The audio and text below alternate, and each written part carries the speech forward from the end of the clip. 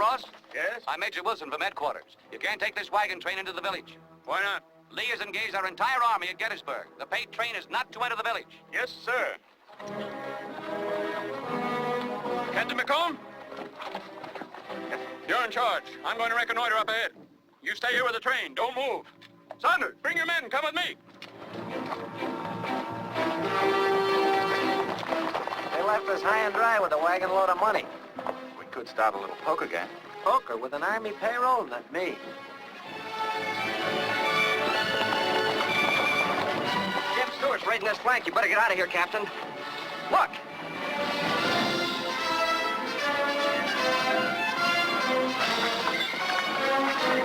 Get those first two wagons down the road. We'll make a run for it with a pay wagon.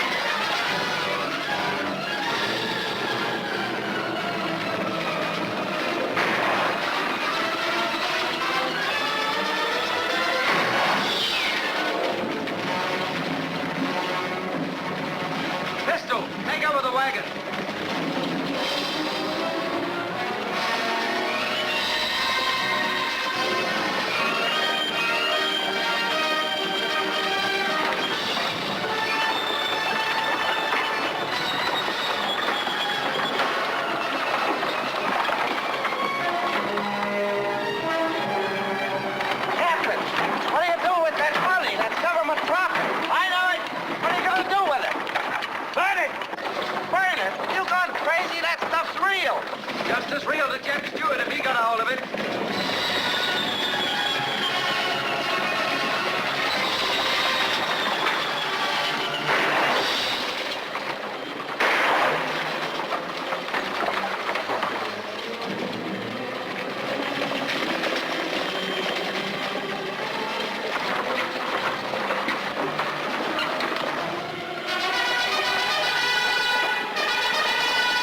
It's getting a little warm here.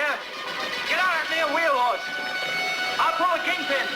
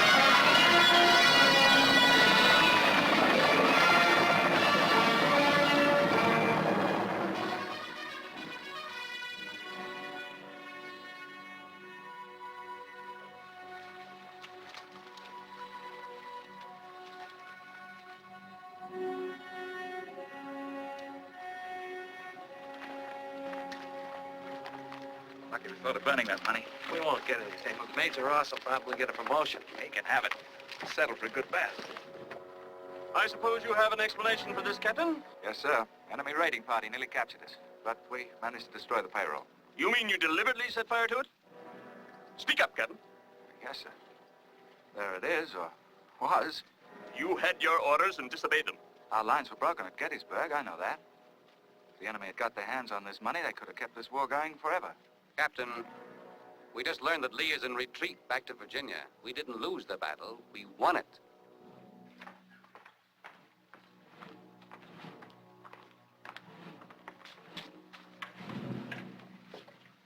I left Captain McComb in charge. Told him not to move from his position. It seems that he took matters into his own hands and did, against Army regulations, burn $1 million of pay of the Union armies in the field. Gentlemen of the court, we must admit the allegations. We have never denied the facts as presented here, nor that they were in violation of the Articles of War. But I ask you to consider the character and record of this officer. Captain McComb served under me, therefore I know whereof I speak. I realize that he was under orders not to move from his position. But gentlemen, an order is not a god, it is a guide. This is a flagrant case of direct and willful disobedience of orders and regulations. Captain Michael McComb is to be cashiered the service of the United States Army, forfeiting all pay and allowances now due. The findings and sentence of the court have been approved and will be duly executed by command of Major General Howard.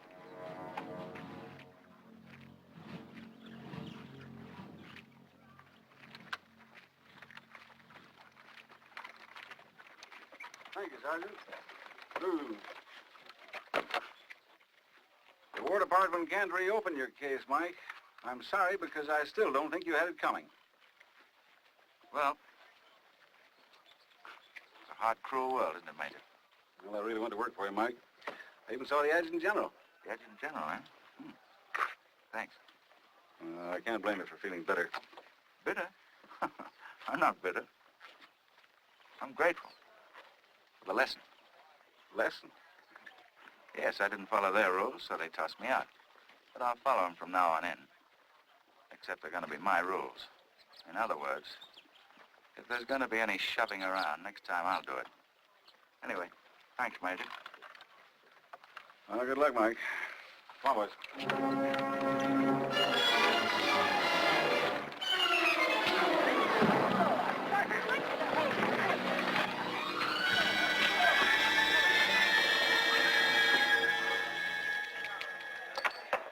You lose. This game is crooked. I want my money back. What do you got, only sixes and aces on those dice? Can't you make an 11? All right, Where's Honest Harry? I want my money back. Next man Where's shoots Honest dice. Harry? Wait a minute. Now, somebody's going to get hurt here. He's my friend. What do you think you're doing? We'll show you.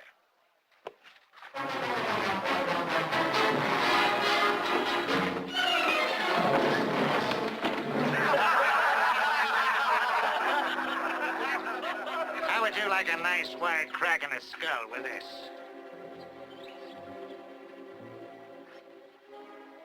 I wouldn't like it. A tulip! You better start kicking up the dirt while you're still on your feet. Rough exterior, but a heart of gold. Yeah, hard and yellow.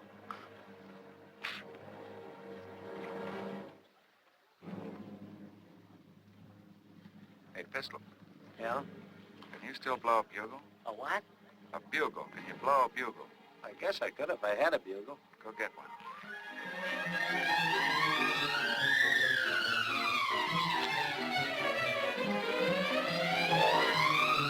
Bugle up. Sound assembly. Can they court-martial you twice? Blow.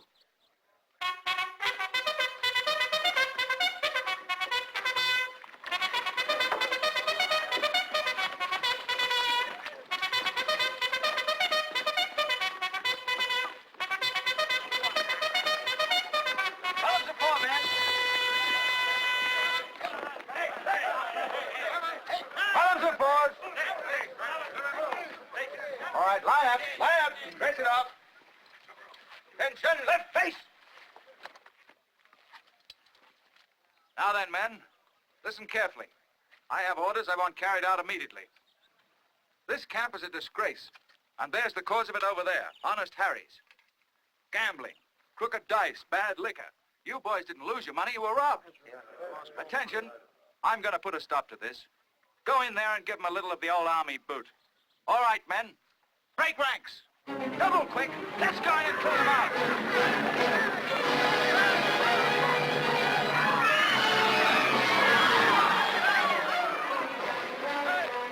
You want to get hurt?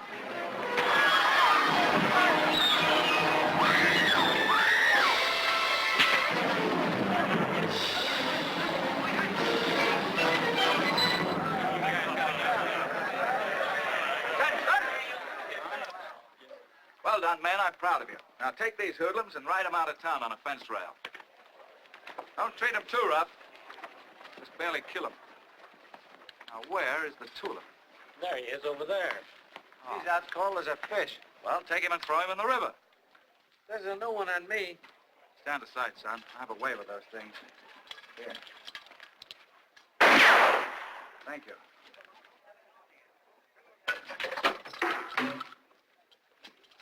All right, boys. There it is. There's the money those thieves stole from you.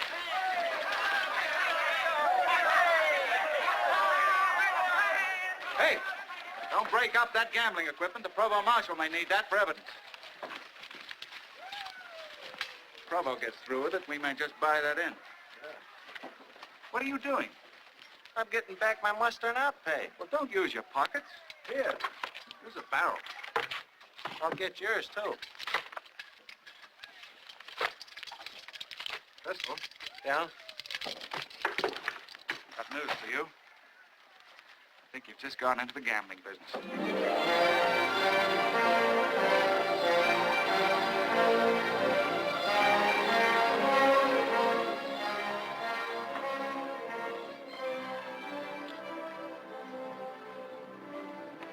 Mike, we're in trouble.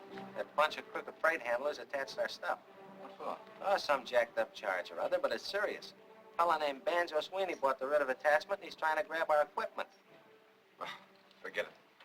Cards. I'm out. Seizing of property on false attachments is an old dodge. Won't work in Missouri, but it's sure legal in Kansas. That's right, mister.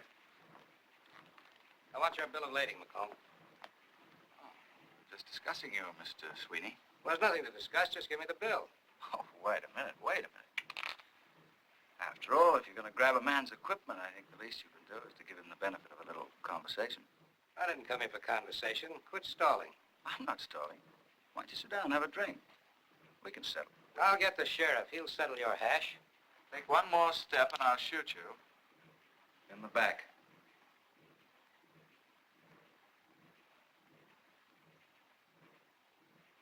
You don't take any chances, do you? I never take chances. It's too risky. Hey, Mr. Sweeney, I've been looking all over for you. Serve the writ.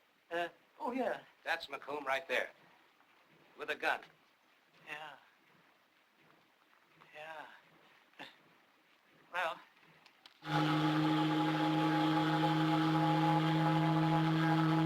What's the matter, boys? Couldn't be that we've crossed the line into Missouri, could it? that's right. I'm sorry, Mr. Sweeney.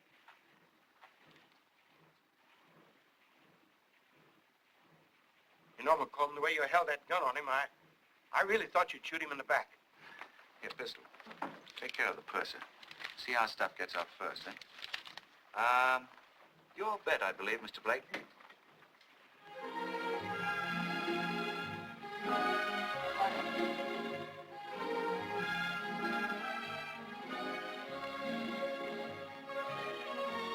Drink, soldier? Here's what we collected on deck for the boys.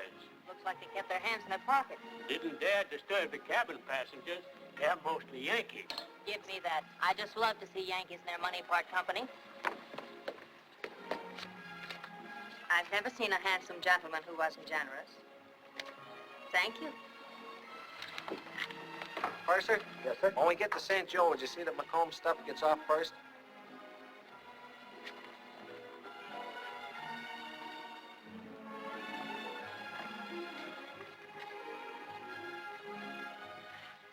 I'll raise you 200.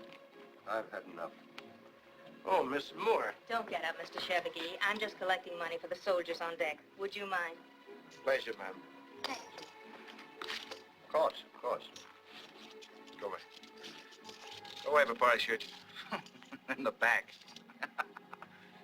I'll call him. I happen to be trying to help wounded soldiers. Now, would you care to contribute? Your pardon, ma'am. I had no notion I was addressing a lady. Thank you. Wait a minute.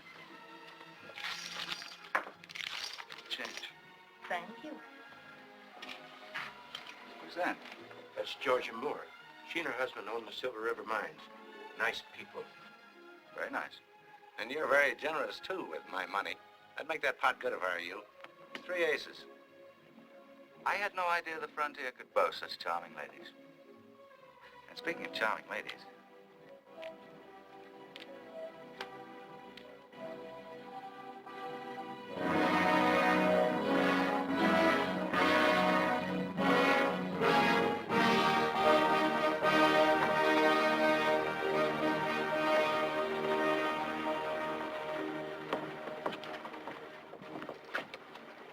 What is this? Our stuff was supposed to go off first. You pay off the purser? He wouldn't take anything. He was a northerner, too. He can't trust anybody. Where's the fellow who owns those wagons? He's over here. Well, you keep an eye on the stuff. Move them all in line. Hustle up. Murphy, pull up that team. Say, these wagons yours? Yep. Sam Slade, that's me. Like to hire some of them. Sorry, mister. Can't be done. Why not? You're too late. The ladies got it. Set those crates down easy. I didn't bring that machinery all the way out here for you to ruin it. All right, take the cable off.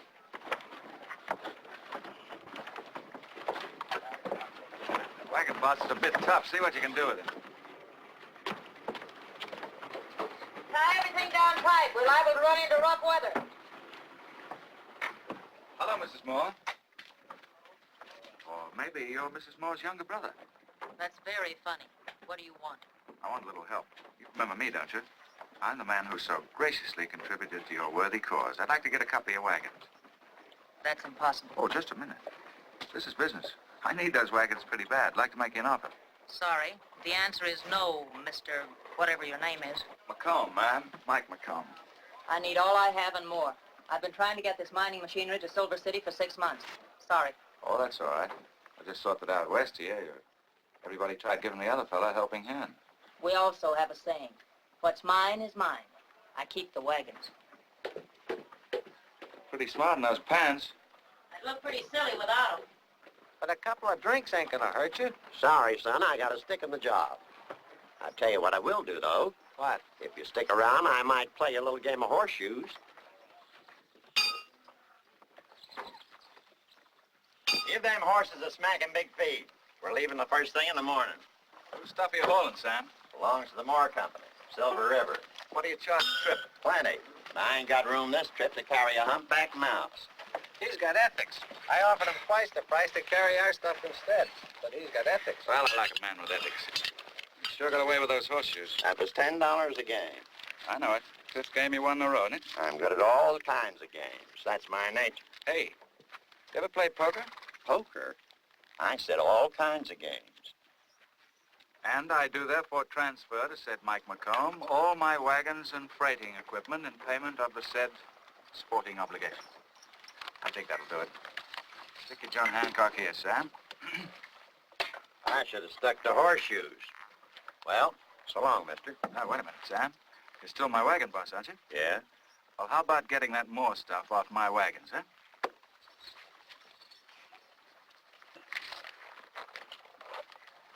Mike, how can you do that? Do what? Take those wagons away from Mrs. Moore. She needs them. Pistol. Allow me to explain something that may be a guide to you in the future. From now on, I am interested only in the needs of one Michael J. McComb. Have it your own way. I will. She's got an awful temper. I wouldn't want to tangle with her. That's where you and I are different, pal.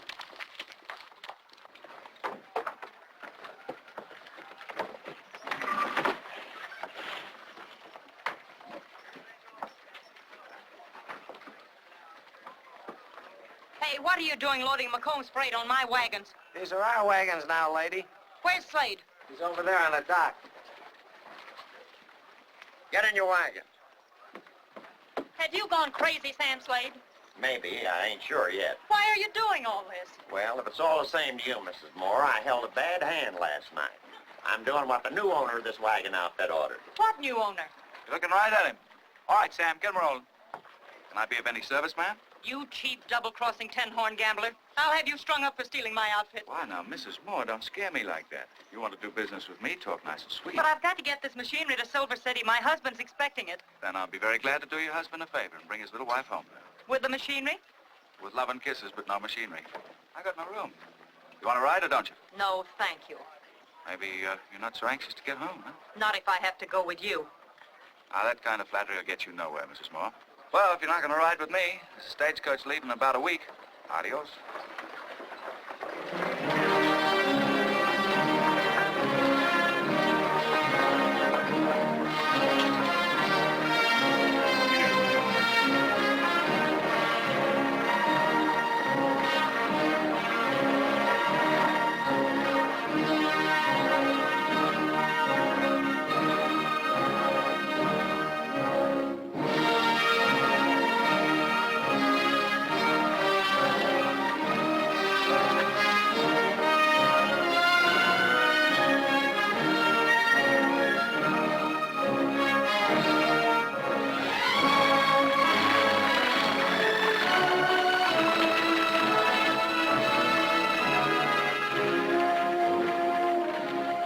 About to pass your wagons, Mrs. Moore.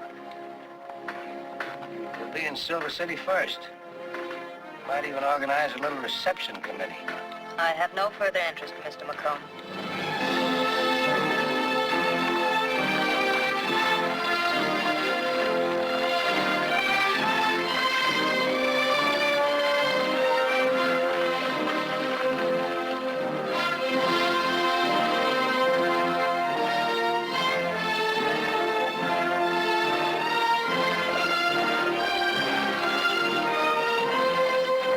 Mr. McComb, certainly glad to see you again.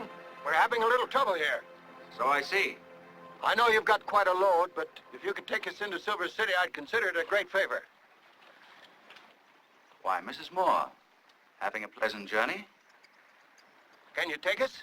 You bet. How much is this going to cost us, McComb? Ah, Mr. Sweeney, it's not going to cost you a nickel. You're staying right here. Then he's going to have company. I'm not going. You can't do this, Mrs. Moore. Why, it'll be 2 days before they get a new wheel out here. I'd sooner ride with the devil. He ain't with us this trip. Oh, do come, Mrs. Moore. I insist. Oh, come on, Mrs. Moore.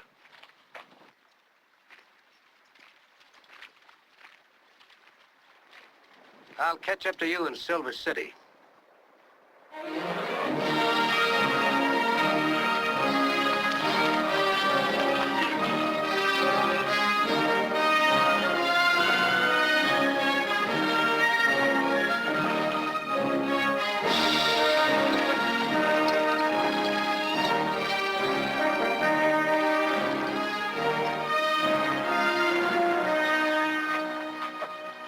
We're camping here tonight, Mrs. Moore.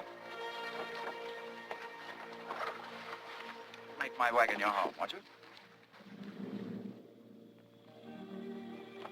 Certainly nice country, Charlie. Yeah, and plenty of her. Any Indians around here? Shucks no, and not within 100 miles of here.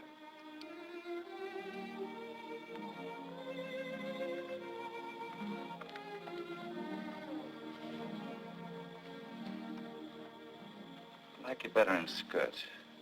Sorry to disappoint you, McComb. Where are you going? To make my bed and get some sleep, if it's all right with you.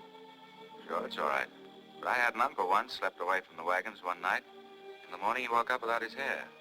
Scalped. Now, how would you know whether or not there are Indians out here? You've never been west before. Greenhorn.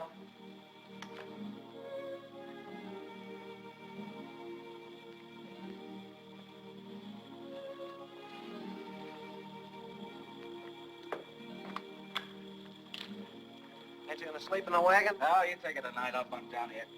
I'll go over and count the horses again and pick up a couple of blankets. All right.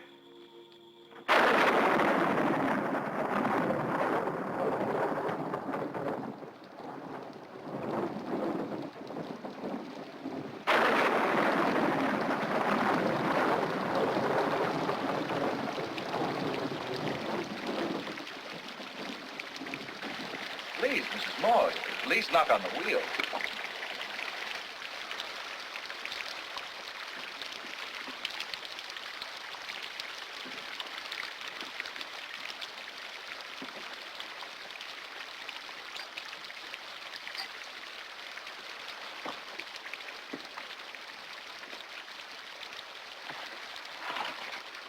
What sort of a man is your husband? He's a gentleman. Oh. Isn't that a shame?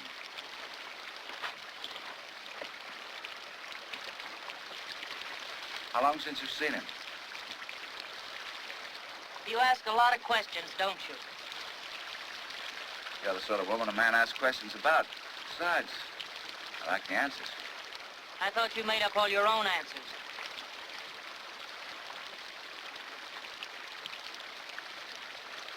It's awful wet down here. Good.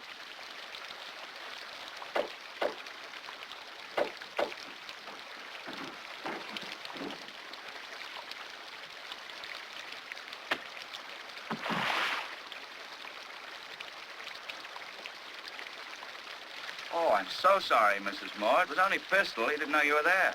I'm sorry, mister. Are you hurt? No, just bend a little. Pistol, take these over to Mrs. Moore with my compliments. She's gone. Gone? How far can she get? As far as your horse will take her.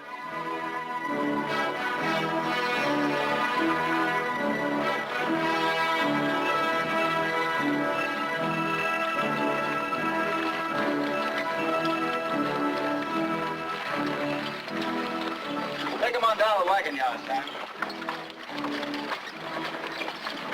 You ain't aiming to settle in Silver City, are you, stranger? Oh, I might. Why? Well, if I was you, I'd keep moving. Any particular reason? You wouldn't like it here. Bad for your health. Oh. Well, that's certainly very kind of you boys to be so considerate over a stranger.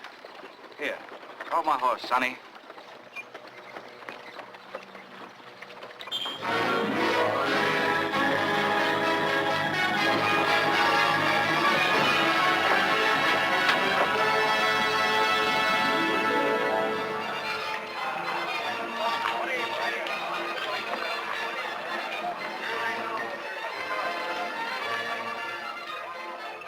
All right, boys. Out you go. Well, we You're were too just... young for this game. Come on, here. Come back when you're old enough to shave.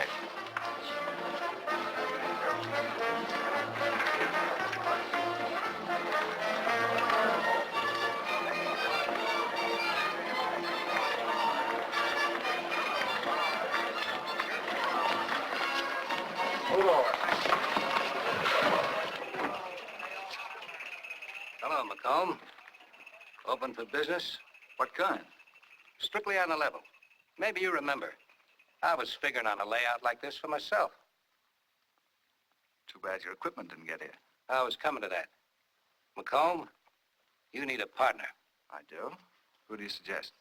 You're looking right at him. What do you say? Ha! I'd say you better have a drink. Forget it. I don't need any partners. Is there an undertaker in this town? Your boys seem to be a bit rough. You wouldn't want them to get hurt, would you? Nobody's going to get hurt. They're just celebrating our partnership. Banjo, I seem to remember telling you once before, I never take chances. It's too risky.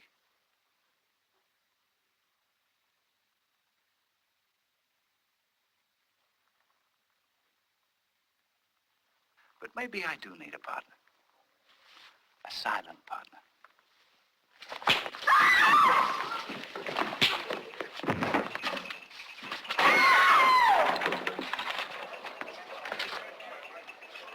When he comes to, tell him he's out of business. Now get him out of here.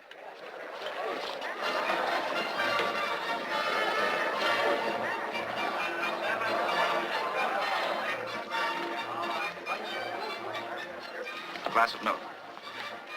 Primitive, but persuasive. What? Your method of settling a debate. What are you selling? You sound like a lawyer. I am a lawyer. Business is a little slow at the moment. It might surprise you, sir, to know that one of our great universities of learning once pronounced me its potential best. I am still potential. Well, how about a potential drink? Always. Ah, that's a gentleman's drink. Beck is my name, sir.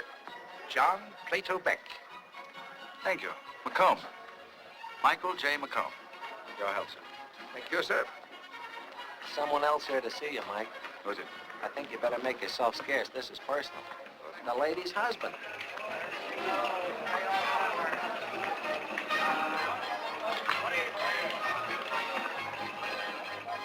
You're McComb? That's right. I'm Stanley Moore of the Silver River Mine. What can I do for you? My wife tells me you took over our freight wagons. Those wagons were neither hers nor yours. I bought and paid for them. Did she tell you that? Yes, she did. Can I offer you a drink? McComb, I'm in kind of a spot. To get my machinery, I need those wagons. Will you lend them to me? Lend them to you? Mr. Moore, I operate strictly on a cash basis. If you want to buy those wagons, they're for sale. How much do you want? Oh. 6,000. I haven't that kind of money on hand. Will you take shares in the Silver River Mine? $1 a share. What do you say, Your Honor? That stock worth anything? Might be. It's a gamble. Well, I'm a gambling man. I think you got a deal, Mr. Moore.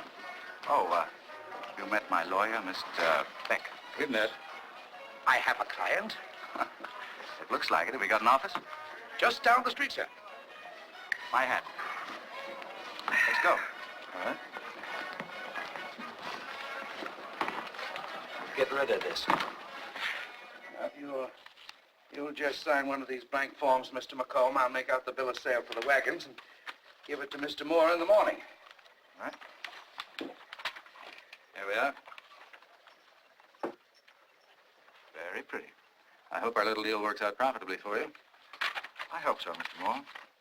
Now, if you'll pardon me. Give my regards to Mrs. Moore, won't you? Yes, of course. Interesting couple, the Moores. Good-looking wife. He's to be envied. You sound like a lonely man, Mr. McComb. Man is only lonely when he depends on other people, Mr. Beck. I don't. As a student of human nature, you excite my curiosity. Where'd you come from, and what are you looking for? I'm looking for a lawyer who can mind his own business. Sorry. Give Mr. Klein and fall. I seem to remember a quotation from that. Let me see. No clash of arms, no matter of rebellion could pluck from his grasp what he had won. Sound as if you knew it. Oh, I read a book once. Well, Caesar was ambitious. He lived by it. He died because of it. A bad exchange, that, isn't it, Mr. Beck? Death for ambition. But, of course, there's an answer for that, too. Ambition should be made of sterner stuff. Of course, you've got to be lucky. Even Caesar couldn't make his own luck. Oh, Caesar didn't have bad luck. That was bad judgment. He trusted a friend, remember? Brutus. Good night.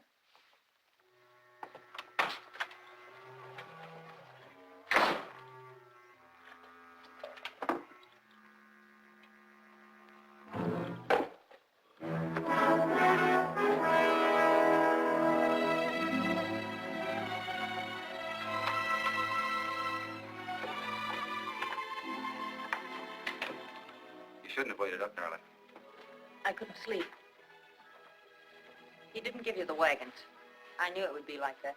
You got him all wrong, Georgia. We made a deal. What kind of a deal? A fair one. He doesn't even know the meaning of the word. I think you're being hard on him. He's just a businessman. Stanley, you're not in Boston. You're in Silver City. The only dealing McComb knows is double dealing. What did you give him for the wagons? It wasn't money. Well, what then? Some shares in the mine. Oh, I know he's a little smooth, but he's plenty smart, too. Stanley, how many shares did you give him? 6,000. Don't worry, it'll be all right, darling. You'll see.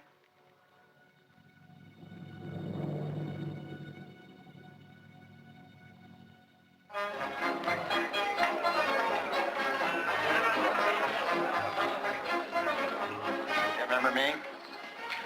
You bet I do. Sam, how are you? Still pitching horseshoes? Some. But I ain't playing poker. Had a tough run of luck, Mr. McComb. Taking the party up country. But the trouble is, I know. You need a stake, huh? I thought that maybe... Hey, Pistol, I guess we sort of owe you a favor anyway, Sam. Take care of him, will you? Good luck. This is getting monotonous, Plato. Uh-huh. More and more of this paper every night. That's true enough. This voucher, good for $5 in cash when redeemed by the Blake Mining Company. Tell the dealers not to accept any more of this stuff. After the night, I want gambling losses paid off in cash. Oh, wait, the local merchants are accepting these vouchers. Well, I'm not. Aren't the mine owners going to redeem these things? They'd like to. What do you mean they'd like to? I've gone over the whole problem with the mine owners, and believe me, it is a problem. They're forced to issue these vouchers because you and your gaming table have corralled all the money in the town. Then let them get some more money. Haven't they heard there's a little thing called a mint in San Francisco? You know, if there was a local bank, these vouchers could be redeemed. I think I'll take a little ride in the morning and find out what goes on in this mining business.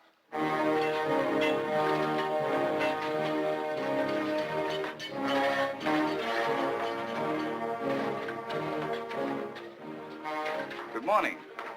Just thought I'd come up and take a look around. You're poaching. Oh, I wouldn't say that. I'm a stockholder. Remember? I remember a lot of things about you. Good.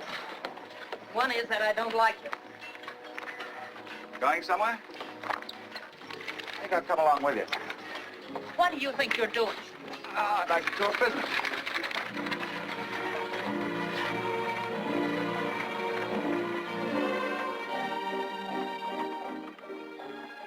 Everything going smoothly at our mine, I hope? Take it up with my husband. I'm going to see him now. Oh, then in that case, we'll take our time. Why don't you leave us alone? Because I've met your husband. Just what are you trying to say? Just that I don't think you dislike me as much as you think you do. I think you're just scared. You're a fool, MacLane. You've got the wrong woman.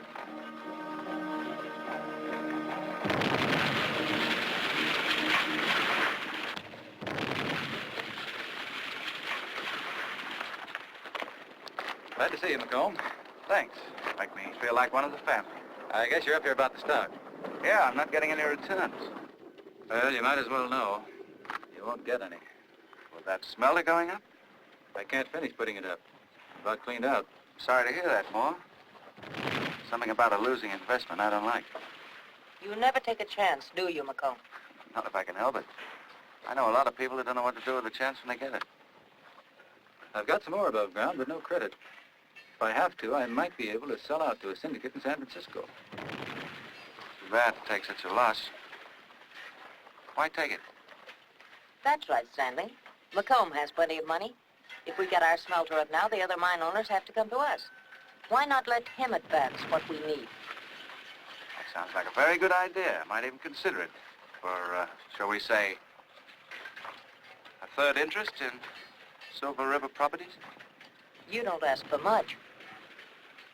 I don't know. The way things stand, I think maybe we better accept McComb's offer. Good. Then we'll all be partners.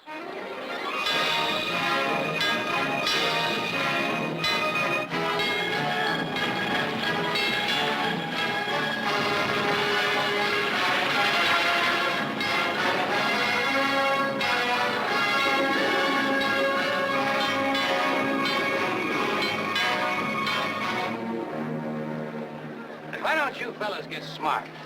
The mine owners will never pay off in money as long as you keep taking their paper. So don't let them feed you that malarkey about the cash coming later. They'll keep you working for nothing. It's in the breed. And let me tell you another thing. Mike McComb's in with him. That don't sound right, Banjo. Mike's a gambler.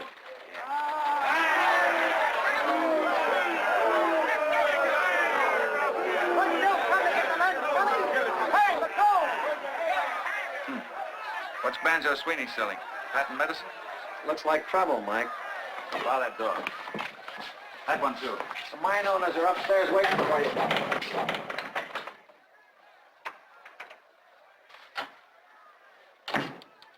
Well, Silver City's most distinguished citizens, and Mrs. Moore. I had no idea there were to be ladies present. I'm here as a mine owner, Mr. MacLane. We're not paying a social call. We're having trouble with the mines. Ah, trouble, trouble, trouble. Indeed, we all have our troubles, do we not? You're the cause of our troubles. You won't let the miners gamble unless they have cash. You know we've been paying them off in paper. Then pay them off in cash. Suit me better. Well, the truth is there's no loose money around. Now, these gentlemen and this lady here thought maybe... Maybe they'd better do less thinking and more mining. Anyway, why come to me? Don't be a bunch of sheep. Go on in there and make them pay up.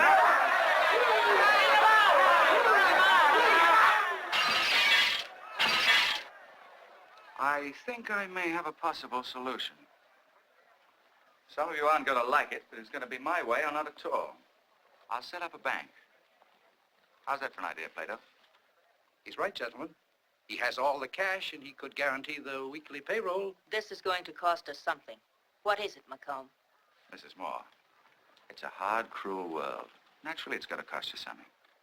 I want a cut of stock from every mine in Silver City. That's robbery. Oh, no, that's business. Of course, there'd be an additional fee, say 10%, also payable in stock.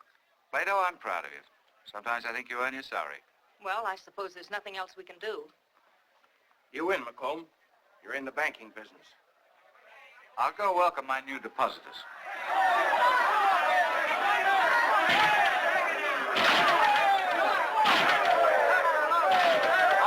All right, cool off, boys.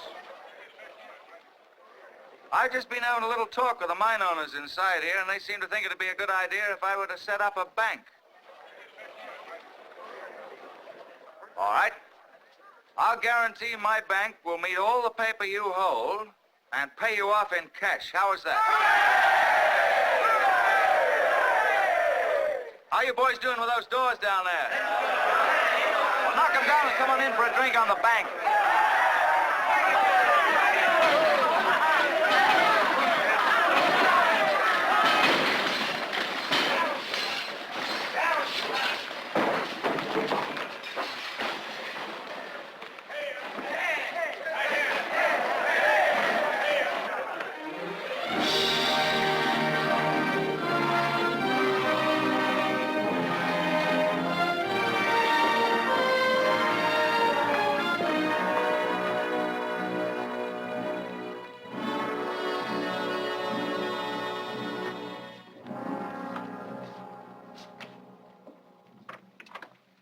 Put those bags on the table, then go back to the palace and get the rest of the stuff. What do you think of it? I like him better with 2 sleeves. Meet my new tailor. Anyway, he once made a suit for the Prince of Wales. Mike, with the money you're making, you can afford to get him ready-made. Make him a new vest. Plato says I'm now a gentleman. Going on the theory that clothes make the man. No offense, Mike. Not bad. Mr. Macomb, if you please. Oh, sorry. I don't understand it. First, you loan the money here at the bank. Then you win it back at the gambling tables across the street, put it back in the bank, then loan it out again. But are we making anything? That's high finance, Pistol. Explain it to him. He might not be so wrong. This system could backfire. Better think about it. Don't you think I've thought about it already? We're not stopping here. We're expanding. Carson City, all over the state. First, I'm going to open gambling houses. After that, banks. People will like that, I think. Give them some place to put their money. Right in our pockets. Mr. Macomb will have no pockets unless he stands still. This just come over the wire. This isn't addressed to me. Well, I thought you'd like to see it first. Look who's coming, huh? Hey, this will be the biggest thing ever happened to Silver City. Well, have we got his brand of whiskey?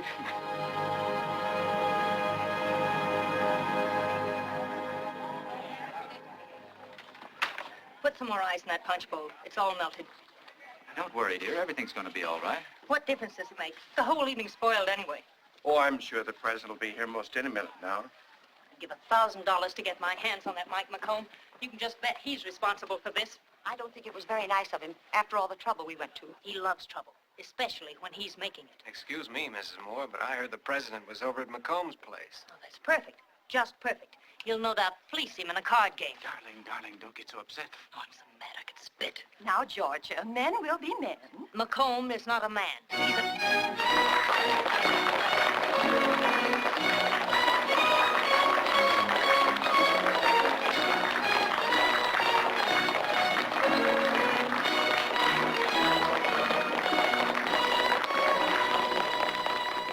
Mr. President, Mr. Shevegi, our host and the owner of the biggest mine in Silver City.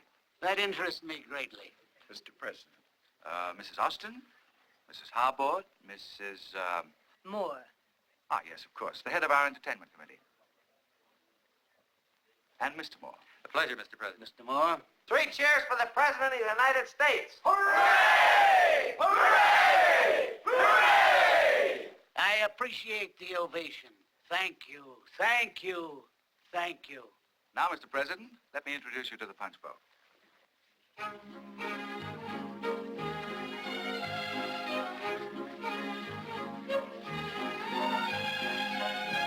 Charge, General. Thank you. How about some punch? No. Macomb was an amazing man. Pardon me, Mrs. Moore. I wonder if you could spare your husband for a moment. The boys would like to have you join us for a little talk more. Georgia? Of course. There's 1 or 2 other matters, but you already know most of the story. I think you can tell the other gentlemen. Do you have everything you want, General? Everything but a dance with you, Mrs. Moore. I wish all men were so easily pleased.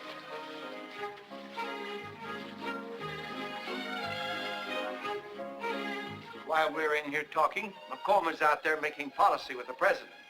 I hardly think the President came all the way out here just to patronize the Punch Bowl. You're entirely right, gentlemen. Shut that door. I can tell you it's no accident the President of the United States came to Silver City. Although his visit's unofficial, what he told me is of vital importance. Well, if it was so important, why didn't he talk to all of us? I imagine the President has a pretty fair idea who he wants to talk to.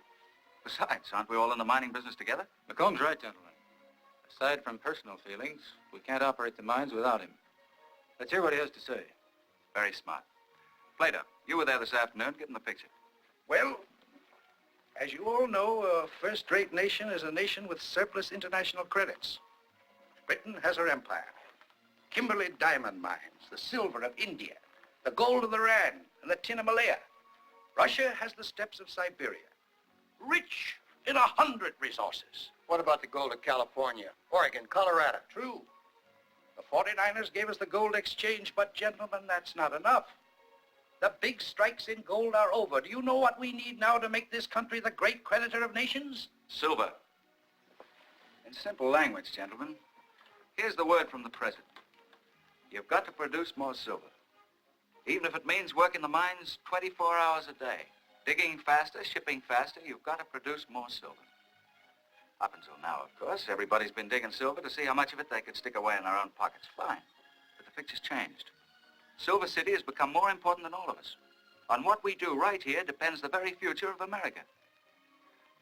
I visualize this territory around us here as the foundation of a vast empire. And if you're smart, it'll begin right here with the men in this room. This country is rich in silver. We'll find new fields. If we try, we'll double the silver output. Depend on me. I thought you'd see it my way, gentlemen. Pardon me, mine and the President's. Well, drop around to the bank tomorrow and we'll go into details. So what else could we do? We burnt $1 million. What a fire. I had $35,000 with the ashes on my hat. And for that, they threw him out of the Army. That's gratitude. They threw you out once, didn't they? No. Twice. You got a pretty good job now, though. Our dance, I believe, Mrs. Moore. Yes, it has been nice. Oh, you'd better. People might think you don't like me. I don't want to dance with you.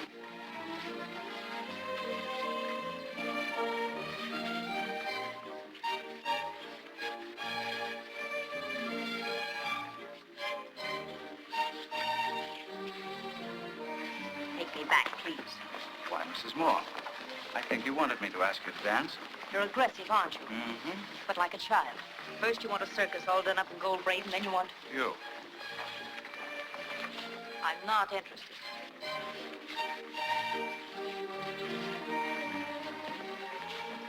May I offer you a toast, Mrs. Moore? To what we both really wanted.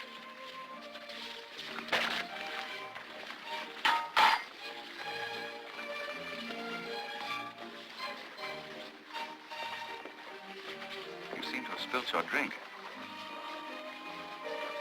Lovely party, isn't it?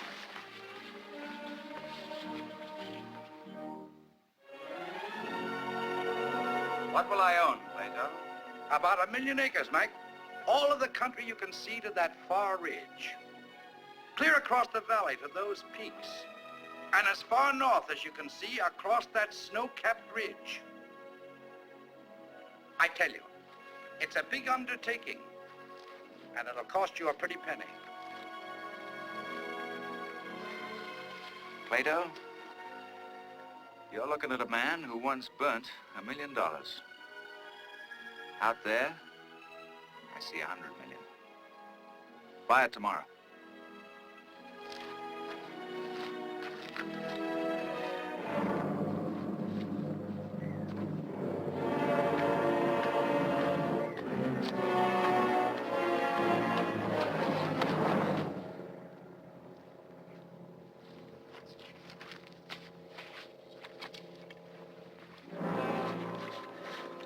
Sam Slade. Sam, who'd you tangle with? Ran into Pack Indians, Black Rock Range. Black Rock? Yeah. Was freighting in camping outfit for Eastern fellas, prospecting. Shoshones killed all of them.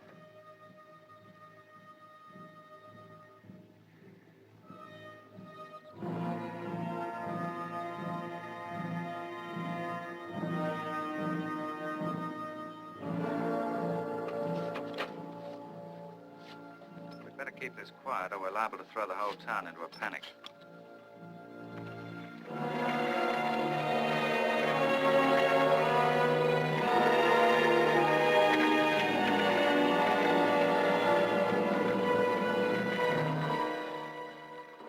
A gun, a little bit of silver, all that's left of Sam Slade. Little enough for a man to leave, isn't it? Come in. Hello, Beck. Hello. I know it's late, but I've been in town several times today looking for you. Oh? What's on your mind? You know, we've been getting out a lot of ore. All of us. Mines are working at full capacity. Still, it's not enough. I know it. Got any suggestions? That night at Chevagy's, I told you I thought there were still untouched, undeveloped fields. Sure. I remember. We need new fields. Well, we're not the only ones who think so. I heard a prospecting party went out just the other day. That means other companies have the same idea. We can't let them get away from us. Where is this country? Black Rock Range, about a day's ride away. That's the Shoshone Indian country, Mo. I know.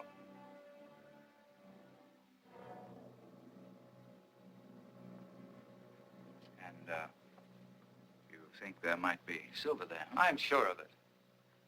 Of course, that's pretty rugged country.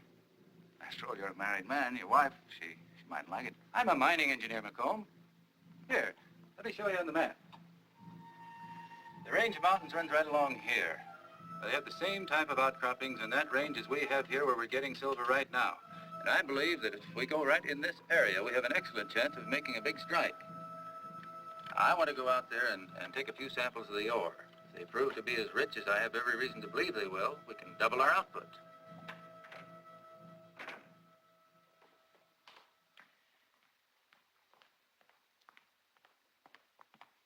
Good night, Beck.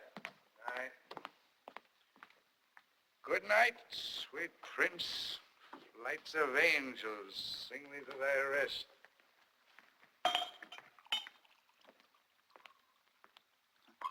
Looks like a long drink.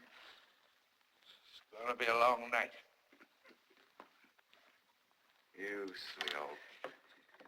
Later. Still need that stuff to see you through a night?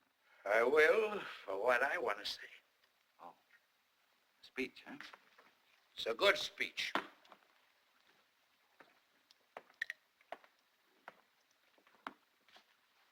A speech about the truth. I used to like the truth, Mike. Well, we all do, don't we? Not you. You run from it.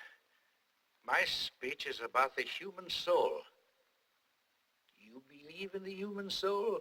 I believe in myself. And you're wasting your time. You know why? All right. Why? Because you're no good, Mike. You're no good. The defense rests. Did you ever read the Bible? Not lately. Well, it's all written there. A whole story about a king called David. You knew what he wanted, too. A woman. A woman he saw one day bathing in a garden. Go on. And David desired this woman, and he lusted for her. But she was the wife of one of his captains. And he sent the captain off to the wars, and he placed him in the fore of the battle. And this captain was killed. And the king took the wife of this slain captain for his own. And that's not all. You've forgotten something. What? The king loved that woman, didn't he?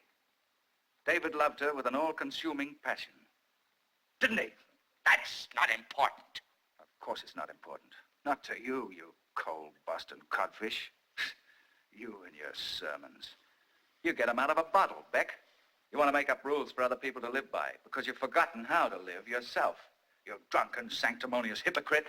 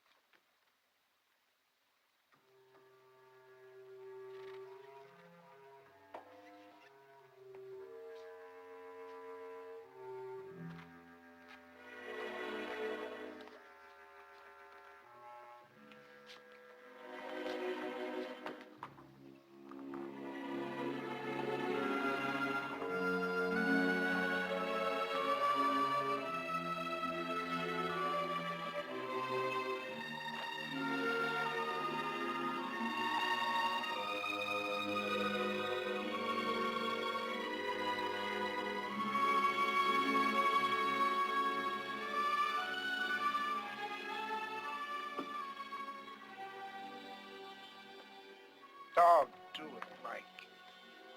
Don't send more to that short, Shawnee country. Don't do it. I won't do that. Not even you. Don't do it, Mike. All right, take it up to the cookhouse and check it in.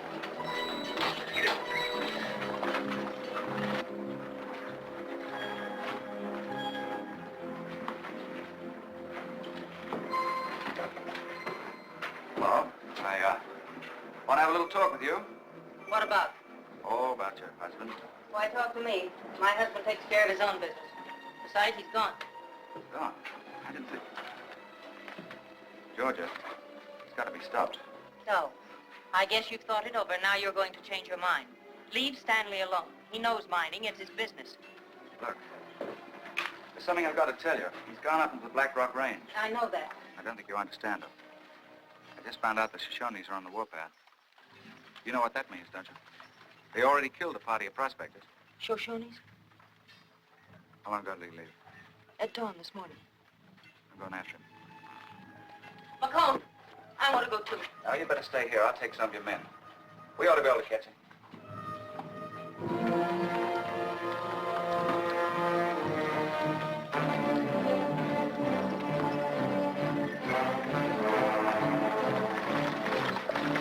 Get on your horse and follow me.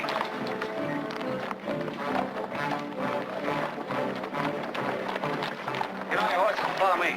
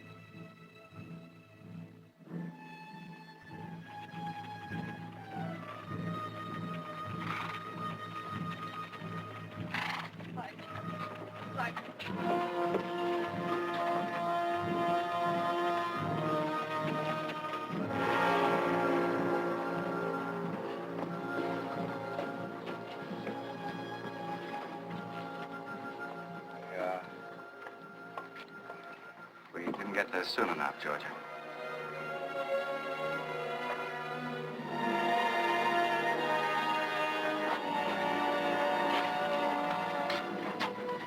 Well, King David, I see you brought the warrior home.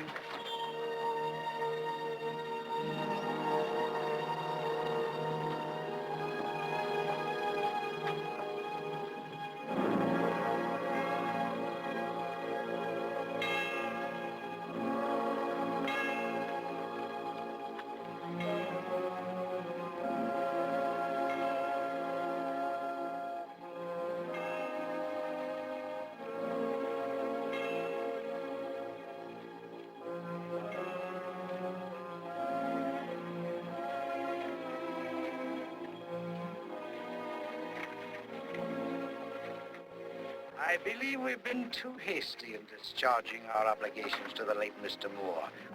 We've written no epitaph. Well, I'll speak one. Nature might stand to all the world and say this was a man. A man betrayed. I don't believe I need identify the gentleman who victimized him. He was among us today, not to mourn, but to claim the rewards of his treachery.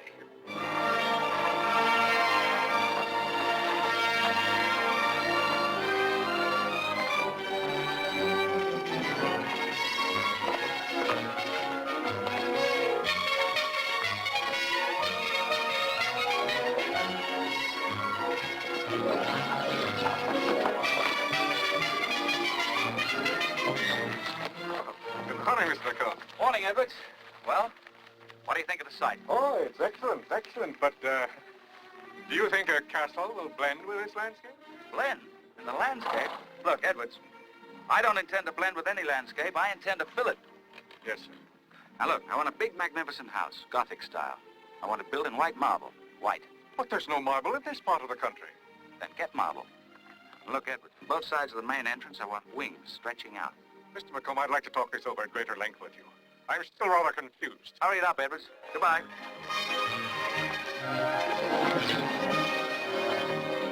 Michael J. McComb. Mike McComb, who brags he once burned $1 million of Army payroll and ran a roulette wheel into the largest silver syndicate in the West, expanding his interests in the cattle, wheat, and lumber, is now building a castle on the desert from which to rule his growing empire. Hello, Shavigi. Where is McComb? Haven't you heard? Mrs. Moore is coming in on that San Francisco stage this afternoon. You'll find him down there.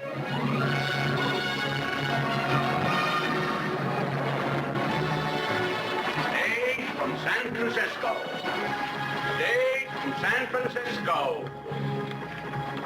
Welcome home. It's nice to be back. I've got my carriage here for you. Thank you. You look well. Do I?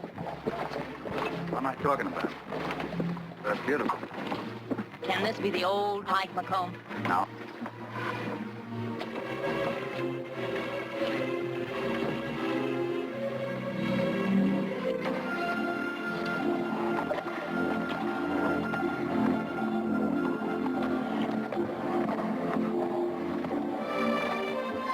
You've been gone a long time. You haven't come in today. I was coming after you. I don't want you to make any plans for a week. Every day for a week.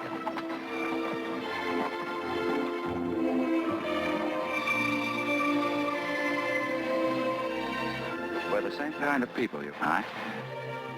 Maybe that's the trouble. I'm not sure if we'd be good to each other. One minute we're fighting like wildcats. The next we're in love. It certainly took you a long time to say that. I never wanted to. You just didn't. It's not as simple as that. It would be if you just stopped talking.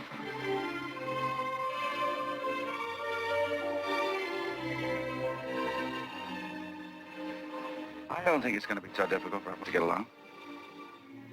You almost had me fooled for a minute. You know, you haven't changed a bit, Mike McComb. Everything out there, as far as you can see, will be yours. It's empty land.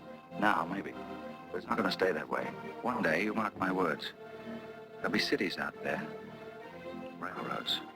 Water. Things growing. A whole new world created from Silver River. I remember you, Ken. Me? Sure. I say it was all done for the love of a woman. Let's be honest, Mike. You were taking care of yourself long before I ever came along.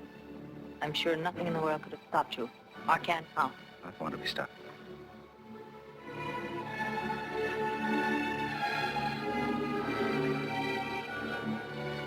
It isn't going to be as easy as taking those wagons away from me.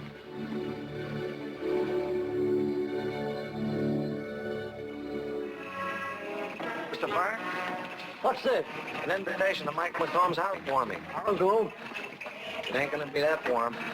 Everything in the house is imported from Europe. Mr. Blake, Mr. Chevigey, and one for the attorney. Don't miss this party, man. 800 cases of real champagne. Look at this. Well, what do you expect? I fancy, but I'm not going. I'm going to stay home. So is my wife. You'll go, gentlemen, so will your wives. King is now in his castle. This is not an invitation. It's a command. Louis, I'll trade you mine for another drink.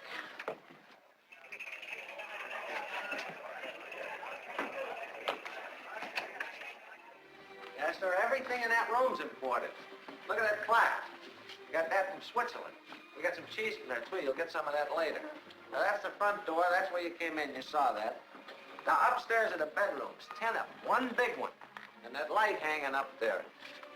That's imported, too, all the way from Philadelphia. If we have time later, I'll take you down and show you the wine cellar. Full of imported wine, beer, and cigars. Now, you see that door and that ceiling? Mike had that taken right out of a French castle. Cost us a fortune. And here, this is the dining room in here. Wait till you see that. Wait till you see it. We've been here for over an hour. Yes, Mr. Porter. All this is very lovely. But where are our host and hostess? We're terrible, keeping them all waiting. You just say the word and I'll throw them all out. You'll do nothing of the kind. You look beautiful. Thank you. Good evening. Good evening. Well, Good evening. hello, Chevigey. Seen the house? What a lovely gown, Mrs. McComb. Thank you. Dinner is served. Shall we go in?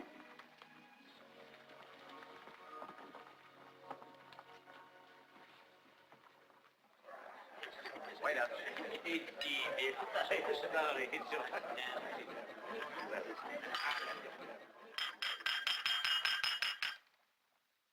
Your kind indulgence, ladies and gentlemen. I'd merely like to say how happy I am to think that so many of our invited guests found time to grace our table. Indeed, it's not often that a man finds himself honored by the presence of so many loyal, trustworthy friends. Huh, Chevigey? Oh, yes, to be sure. Now, if I may, I'd like to propose a toast to the Silver Queen, Mrs. Mike McComb. Well, I seem to remember my father telling me on occasion somewhat similar to this. Be brief, be sincere, and be seated.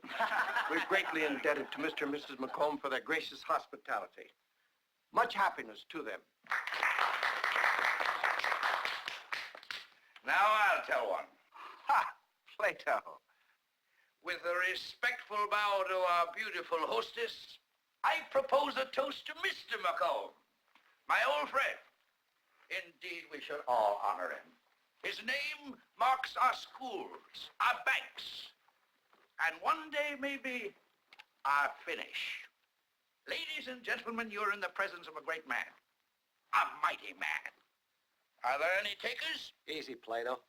Easy is the word. Remember to say please and thank you to Mr. McComb. He likes to be thanked. Mr. McComb is offended by my conduct. He believes in the dignity of man, one man. Why should Caesar be a tyrant then? Ask Mike McComb. He knows all about tyrants. But let's look at the man. The whole man, the good and the bad. Ladies and gentlemen, this is no whole man. Let's consider him then a serpent's egg and kill him in the shell. Get out of here. Get out, you drunken old fool. You're no good, Mike. You're rotten. Rotten clean, too. Do you hear me? I'm through with you. Finish. You think you're on the world now, but that won't last, King David. See that he gets home all right, Pistol. If I ever tell you this story, King David, let me tell her that story. Shall we go into the drawing room? I'm afraid I can't stay. It's been a pleasure, sir. Good night, Mr. McComb. Good night, Mr. McComb. Good night. Good night, Mr. McComb. Good night, Mr. McComb. Good night.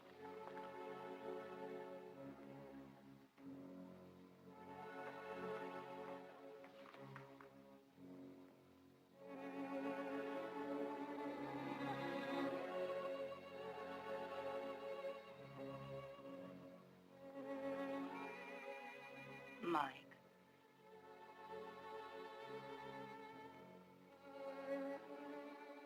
Lovely housewarming, wasn't it? I hope you don't mind everyone's leaving so early. Mind? Wonder why we bothered with him in the first place. But Plato, I don't understand his acting like that. Oh, it was just the liquor talking. What do you mean about King David? What do you mean about David? Who knows what goes through the mind of a drunk? One minute he's talking about Caesar, the next about serpent's eggs. But it was so strange. Forget it.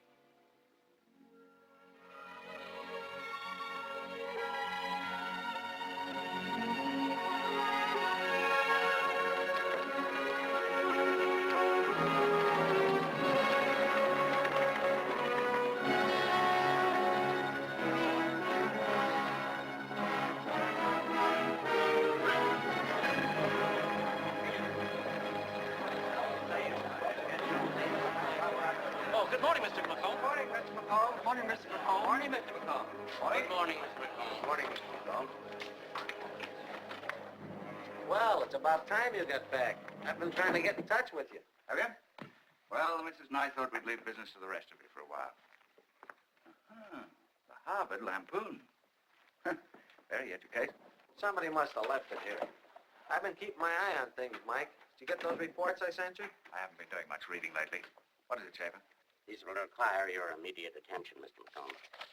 I don't know what you'll say to this, but Mr. Shavicki and the other mine owners have withdrawn their money from this bank and have arranged to transact their business in San Francisco. San Francisco? It's a long way. They call themselves the Western Combine. Short and simple.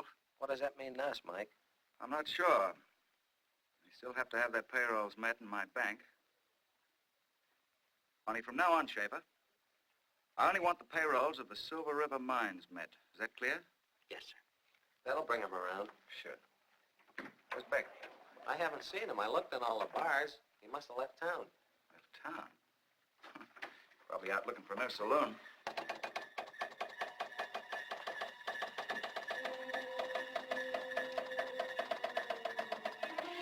Looks like Shavicki and the boys haven't wasted any time.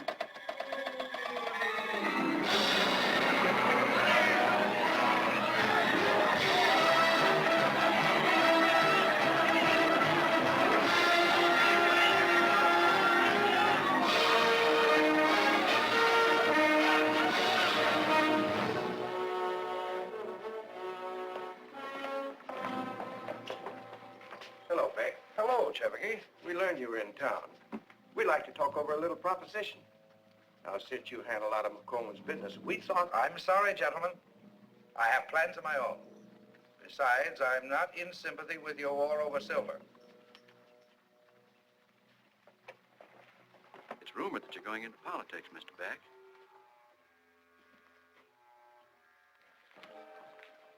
Why did McComb move his offices out here? We're working 24 hours a day. Got our own telegraph wire in there. Mrs. McComb, I think you better tell your husband I can't get his price for the warehouse. He ought to settle for half. Keep trying, Mr. Taylor. Mr. McComb never settles for half. Mrs. McComb, I've been waiting for hours. Well, make yourself comfortable.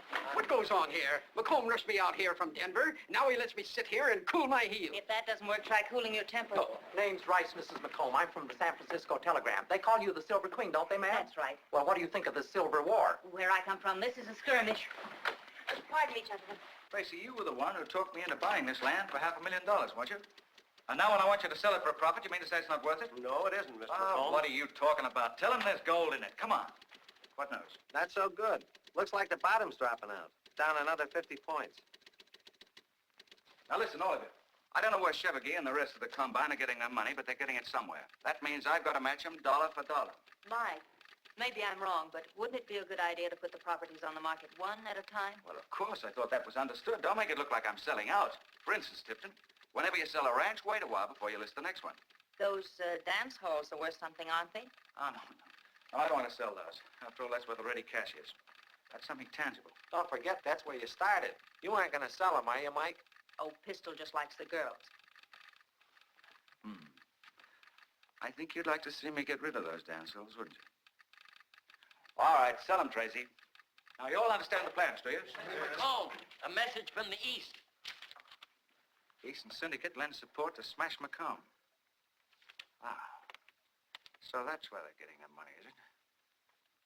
Gentlemen, disregard everything I said. I want every penny of cash you can lay your hands on. Do you get it? Sell everything. Oh, my God. Mr. McComb. I said everything. You heard me, didn't you? All right, gentlemen. Be kind enough to get out of here. I got business. Mike, there are newspaper reporters out there from all over the country. They've been waiting for hours. Maybe you'd better see them now. Oh, let them wait. Well, I never did like things that came easy, but this time it looks they're going to give us a run for the money. I know. But we'll give them as good as we get. Better? I'm glad you said we, Mike. Why, you don't think I'd forgotten you, do you? Georgia, I'd be no good without you anymore. Are we going to beat them? You bet we will. I've already forced some of their mines to close down, and before I'm through, I'll close every mine in this territory. You said this was between you and Chevigny. But when you start talking about closing the mines, I just don't understand. Mr. McComb, a reply from Thompson in San Francisco. Read it. Urgently need $300,000 cash.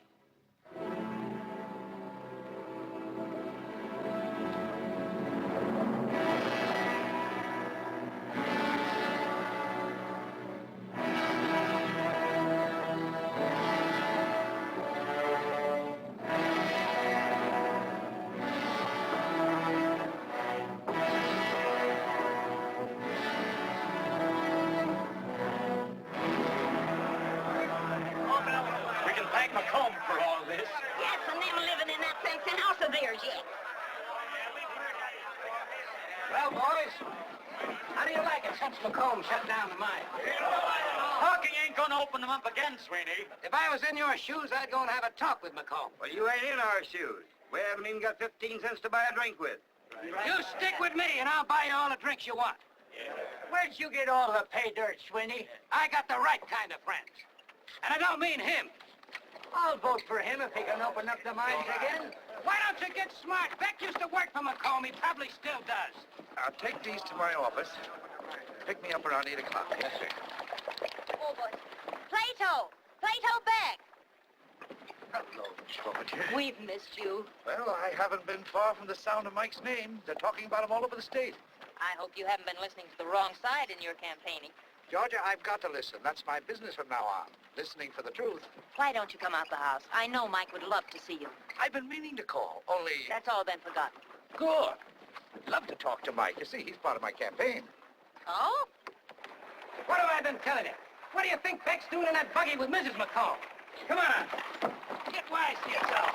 Take a look at this. The Silver Queen herself. Let's have 3 cheers for Beck and the Silver Queen, the former Mrs. Moore. Shut up, you idiot! What's the matter, Beck? You know all about it. Everybody knows about it except Stanley Moore, and he's dead. King David killed him. King David McComb. Get out of my way.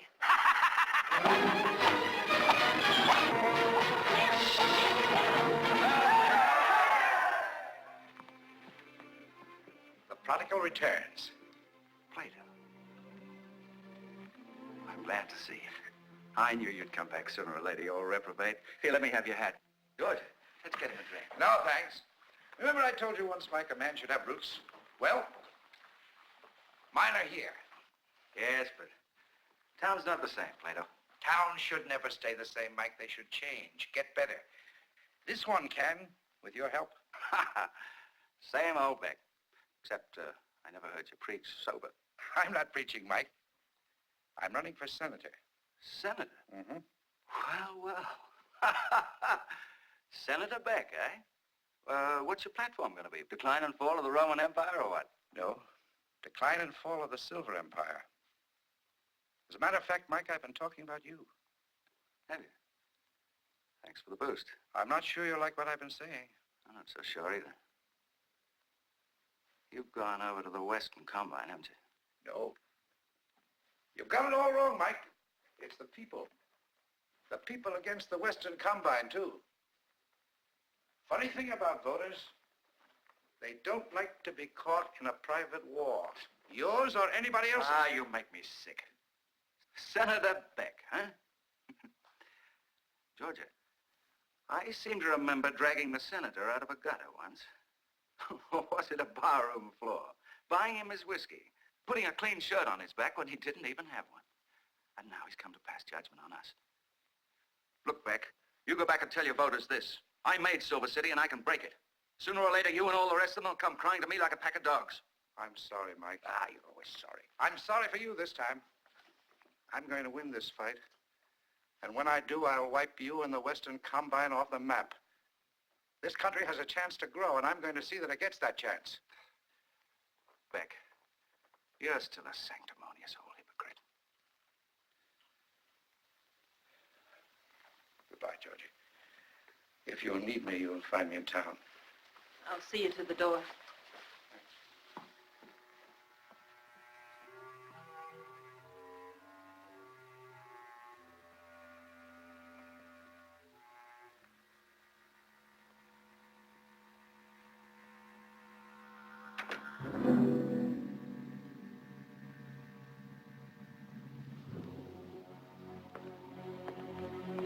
Georgia. Georgia.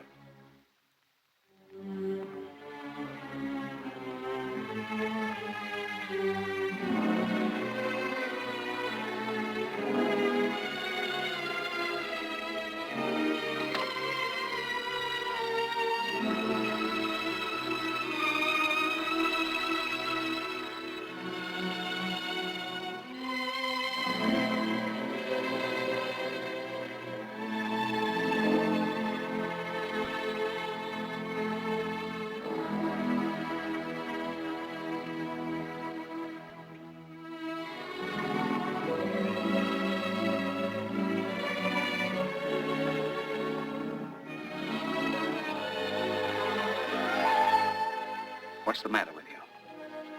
Plato said he was sorry for you. I'm sorry for both of us. That needs a little clearing up.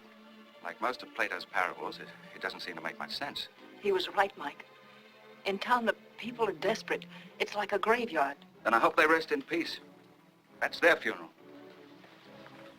You can't mean that. But I do mean it. I've got to mean it, even if you don't like it. You almost sound as if you want me to quit in the middle of a fight. I don't want you to fight me. But, Georgie, you're my wife. Yes. But I think you've forgotten.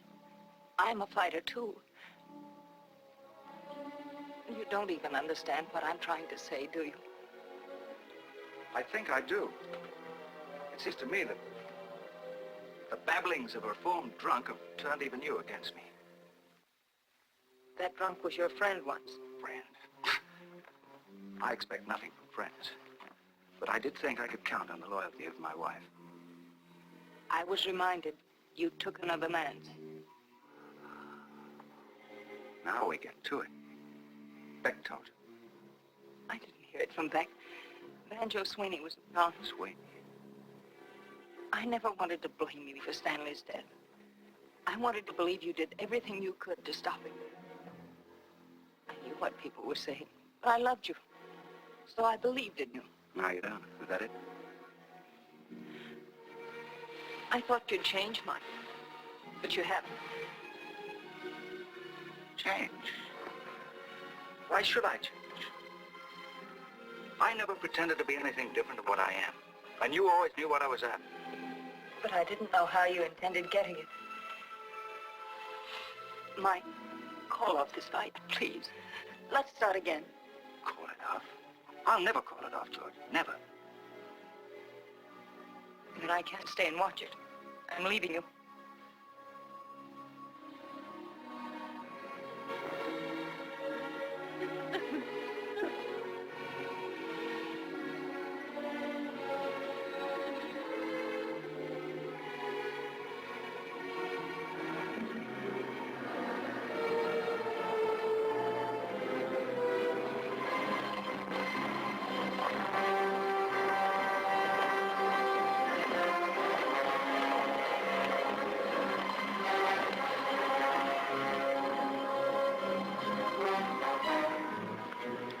banjo, Sweeney? No, I ain't.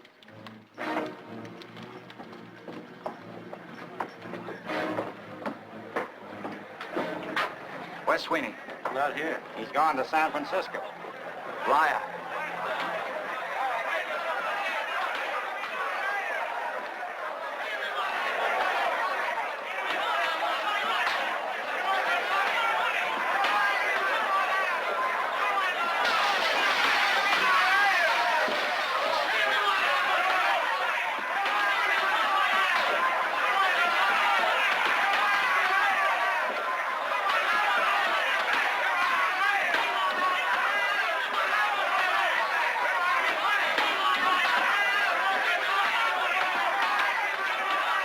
I'm trying to tell you there's a run on the bank. We're through. What are you talking about? Get Carson City. So they sent us $200,000. There isn't any bank at Carson City. It didn't open today, Mr. McComb. Then get Leadville. It's closed, too. Get out of here. Get out or I'll blow you out. Put up that gun, pistol. Schaefer, pay off all those people. But, Mr. McComb, I'm not sure we have enough money to... If you do, you're bankrupt. Pay them off. Give them everything we got. Quiet down. You'll get your money. Quiet down, everybody.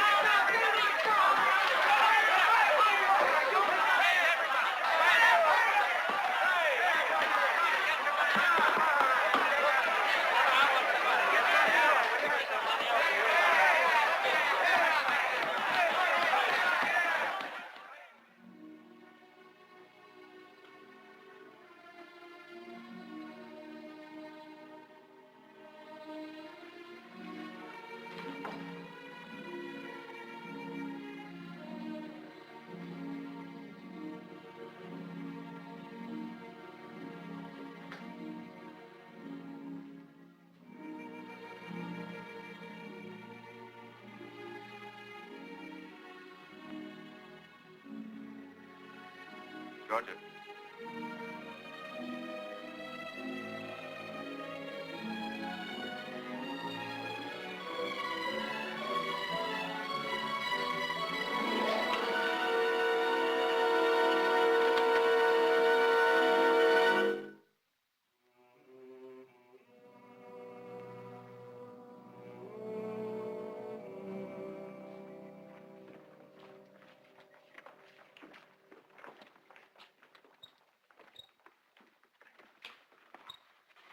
Get your hands off of that. Everything goes, McComb. That picture stays. Unless you want to go out of here feet first. Come on, Jim, Terry. Let's get this other stuff.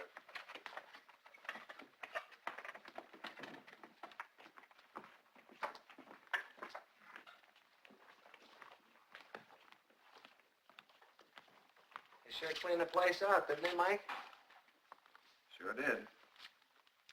Like it that way. More room. Look, Mike, I haven't got big money, but I got a few dollars. It's yours. I was just thinking of the time we burnt $1 million, remember? I sure do. Seen a lot of changes since then, haven't we? Yeah. You know, Chevy and the boys are back in town. They're running some windbag against Beck. Are they? Very interesting. You didn't come here to talk politics, though. What's on your mind, boy? Oh, nothing. I just thought you'd like to know I saw Georgia. You know, Beck is making a speech today at the Silver River Mine. George is working with him. Is she? She looks well, I hope? She looks great. Good. She's going to be on hand today for the big rally. Why don't you come out, Mike? I'm not interested in politics. I thought you'd like to know. Well, I guess I better be going.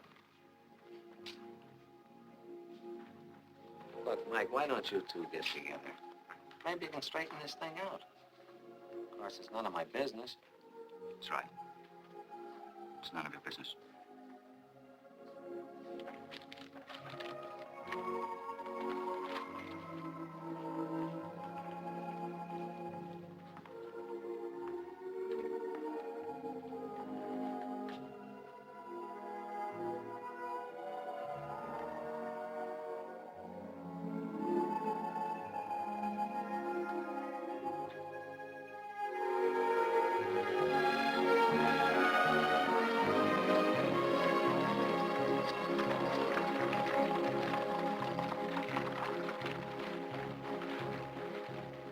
opposition just passed by. John Plato Beck. And Mrs. McComb was with him. What's she doing with Beck?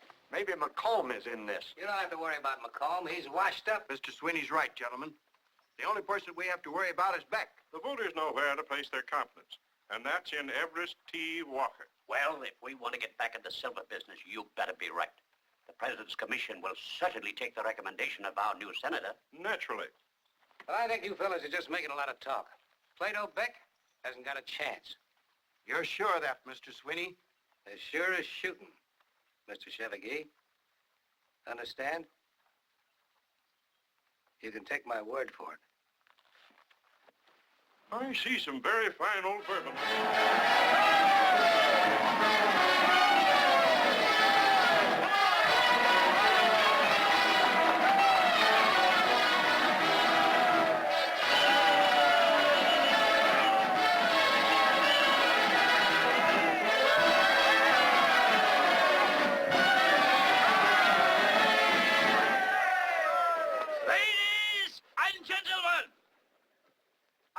Winding up my campaign at Silver River because it's here that the nation looks for economic support. We have pledged ourselves to the government, but there are those among us who have broken that pledge.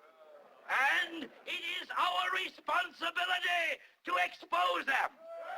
Right. I propose to call them by name. All right, boys, break it up. Keep your places. Shut up. We're going right on with this meeting. Shut up, Beck. These men are here to intimidate us.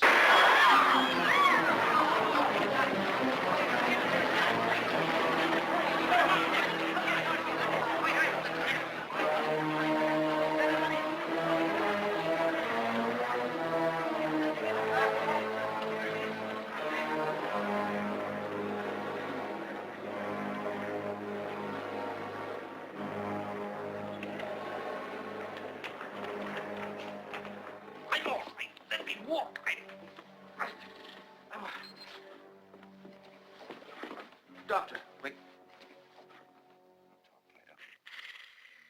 They didn't want me to talk either. I had important things to say, Mike. I wanted to make my peace with you. Funny thing, Mike. My speech was going to be about you. George, you tell him you know what I want to say.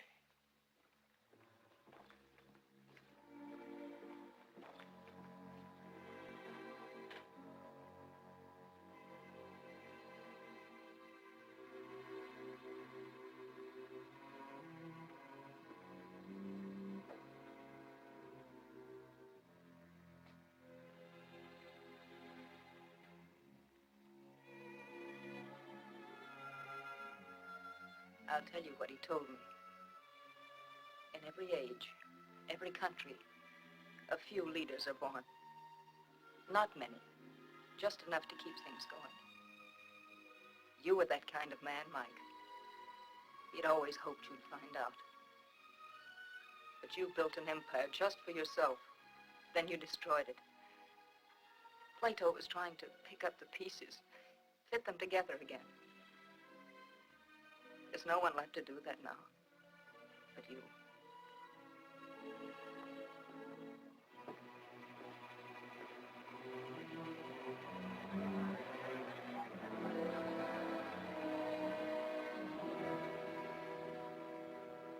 Plato Beck's dead. What are you going to do about it? What are you going to do about it, McComb? Speak his epitaph? No, I don't have any words that would do him justice. I just keep thinking that the men who killed him are celebrating right now in Silver City. That something's got to be done. So who feels like doing it? We've lost everything as it is. Now McComb wants to take us into town and get our skin full of lead.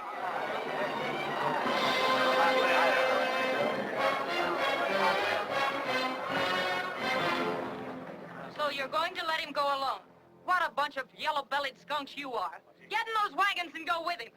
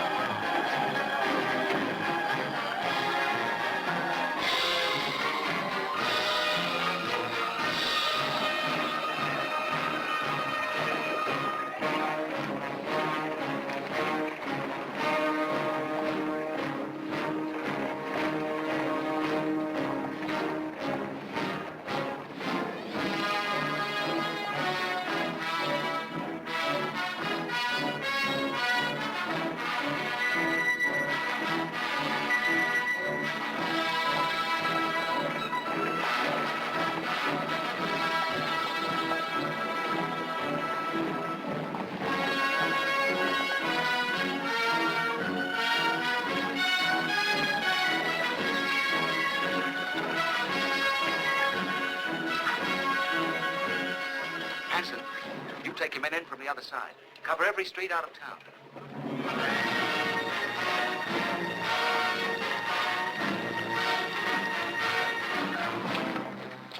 Tear that sign down, take it out of town, and burn it.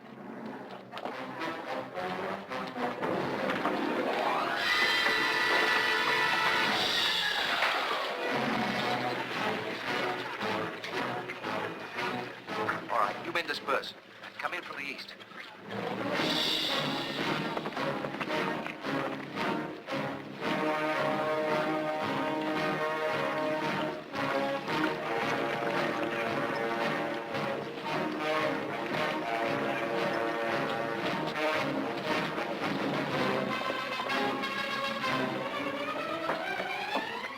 McComb's coming into town. He's got all the miners with him.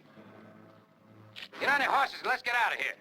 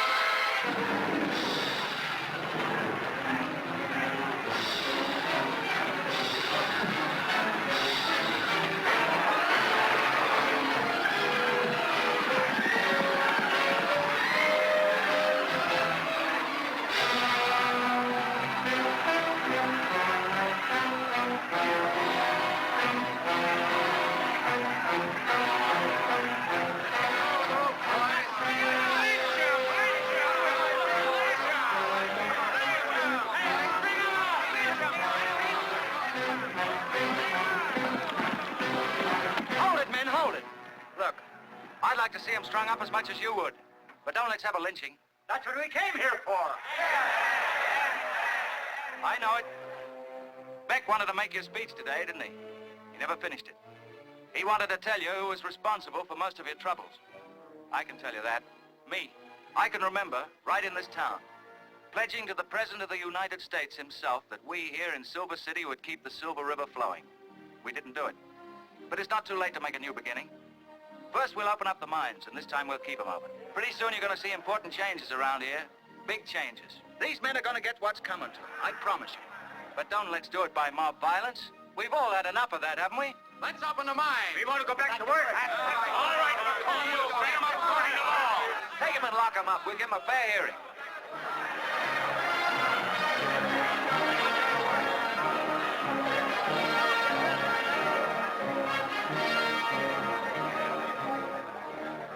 I'm proud of you, Mike. What's the matter? I was just thinking what a wonderful chance I had to shoot Banjo Sweeney in the back. And I passed it up. You haven't changed a bit, Mike McComb.